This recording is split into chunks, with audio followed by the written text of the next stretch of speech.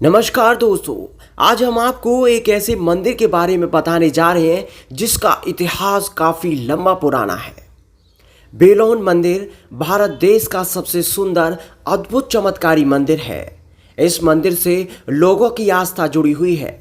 इस मंदिर को सर्वमंगला देवी का मंदिर भी कहा जाता है, जिस मंदिर से लोगों की आस्था जुड़ी हुई है। यह अद्भुत और चमत्कारी सुंदर मंदिर भारत देश के बुलंदशहर में स्थित है। यह मंदिर बुलंदशहर जिले में स्थित बेलोन गांव में स्थित है। यह मंदिर सर्वमंगला देवी को समर्पित है, जो सुख की देवी के रूप में पूजी जाती हैं। इस मंदिर के निर्माण के बारे में कई कथाएं कही जाती हैं। एक कथा के अनुसार इस मंदिर के निर्माण के बारे में ऐसा कहा जाता है कि जब भोलेनाथ अपनी पत्नी अर्धांगिनी माता पार्वती के साथ पृथ्वी के भ्रमण पर निकले हुए थे, जब माता पार्वती भगवान भोलेनाथ के साथ बेलोन क्षेत्र से गुजर रही थी, तब माता पार्वती की नज़र एक शिला पर पड़ी और माता पार्वती ने भगवान भोलेनाथ से इस शिला पर बैठने की इच्छा जाहिर की। भगवान भोलेनाथ ने माता पार्वती को इस शिला पर बैठने की अनुमति दे दी थी और माता पार्वती इस शिला पर बैठ गई थी और भगवान भोलेनाथ पास ही में स्थित वन वृक्ष के नीचे आसन लगाकर बैठ गए।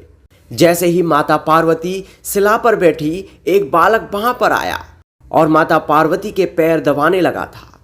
माता पार्वती उस समय आनंद महसूस कर रही थी। माता पार्वती ने उस लड़के के बारे में भगवान भोलेनाथ से पूछा था।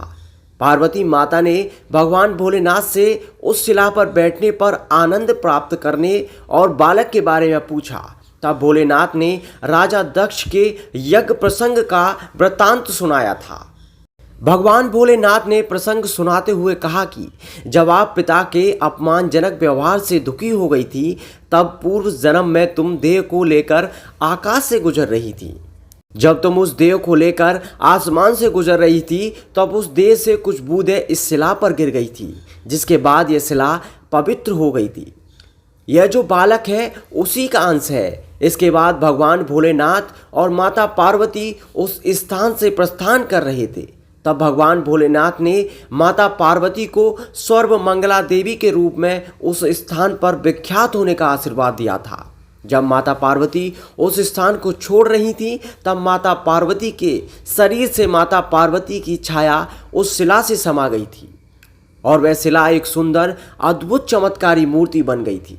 भोलेनाथ ने जब माता पार्वती के स्वरूप को सर्वमंगला देवी कहकर संबोधित किया था, उस बालक को यह आशीर्वाद दिया था कि वह बालक लांगुरिया नाम से जाना जाएगा। भगवान भोलेनाथ ने यह भी कहा था कि जो भी भक्तगण सर्वमंगला देवी के दर्शन करेगा, शुक्ल पक्ष की 12 अष्टमी को माता सर्वमंगला देवी के दर्शन करेगा, वह अपने जीवन में सुख समृद्धि आनंद प्राप्त करेगा। सर्वमंगला देवी के दर्शन करने का लाभ तभी मिलेगा जब माता सर्वमंगला देवी के दर्शन करने के बाद लंगूरिया मंदिर के दर्शन करेगा। बालक लंगूरिया के दर्शन से ही मां सर्वमंगला देवी की यात्रा पूरी होगी। जिस स्थान पर भगवान भोलेनाथ ने विश्राम किया था, वह स्थान वटेश्वर महादेव के नाम से प्रसिद्ध है। जिस स्थान पर भी दर्शन करने के लिए पर्यटक आते हैं और भगवान भोलेनाथ के दर्शन करके अपने जीवन में सुख समृद्धि और आनंद प्राप्त करते हैं। इस तरह से सर्वमंगला देवी के मंदिर की दास्तान है। यह मंदिर वाकई एक सुंदर और अद्भुत चमत्कारी मंदिर है। बेलोन मंदिर की सुंदरता को यदि हम देखना चाहते हैं, सुंदरता को महसूस करना चाहते हैं, तो हमें बुलंदशहर जिले में स्थित बेलोन मंदिर के दर्शन करने के लिए अवश्य जाना चाहिए। अब जब हम इस मंदिर की सुंदरता को अपनी आंखों से देख लेंगे, तब हमें एक मंदिर की सुंदरता का एहसास महसूस होगा और हम अपने जीवन में आनंद प्राप्त करेंगे।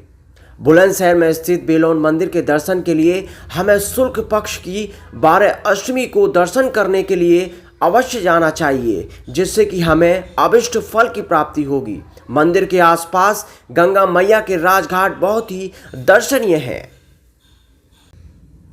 हमारे चैनल पे बने रहने के लिए चैनल को सब्सक्राइब करें, लाइक करें और शेयर करना ना भूलें।